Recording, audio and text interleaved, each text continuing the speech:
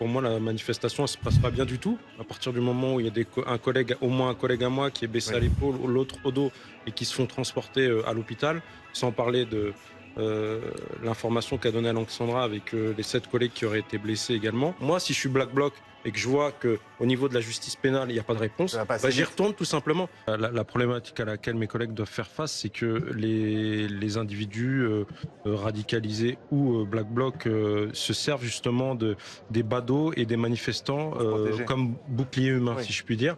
Et donc pour nous, on ne peut pas à ce moment-là riposter au moyen des armes de défense collective.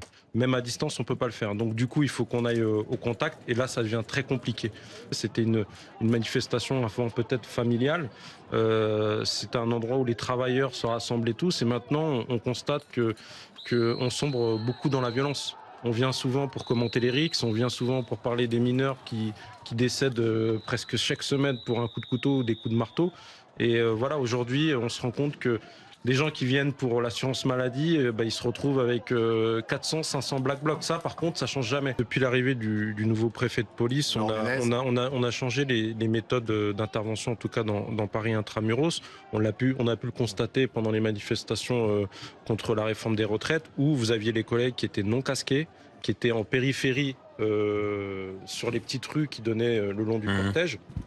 Et puis quand là il y avait commencé à y avoir des Black Blocs, là on mettait notre casque. On travaillait un peu plus comme si on travaillait dans le cadre des violences urbaines, c'est-à-dire qu'on forme des petits groupes pour neutraliser des petits groupes et essayer au maximum de disperser les foules pour éviter justement protéger et l'intégrité physique des badauds. En maintien de l'ordre, c'est pas comme une BAC qui a vu un individu voler quelque chose qui court après. On peut pas prendre d'initiative. On agit que sur commandement. C'est-à-dire qu'il faut... Là, par exemple, vos collègues qui sont là, ils attendent les ordres. Ils ne bougeront pas tant qu'il n'y aura pas un ordre de commandement disant on interpelle. Sur Sciences Po, j'ai vu encore qui ont été supprimés des tweets de la LFI disant que la milice fasciste et tout, j'en ai pas entendu parler dans les médias. On devait faire une manifestation le 30 avril et sous la pression de cette manifestation, on a obtenu les décrets qui sont dans le bon sens. Mais il y a certains dossiers encore à débloquer. Si je m'en prends aux forces de l'ordre, si je brûle une camionnette ou si je brûle un appartement comme ça avait été le cas, voilà, et que je sais que je risque quelque chose pénalement, je viendrai pas. On nous dit oui, la police, vous allez toucher 10 000 fonctionnaires, mais c'est faux, on retrouve un équilibre.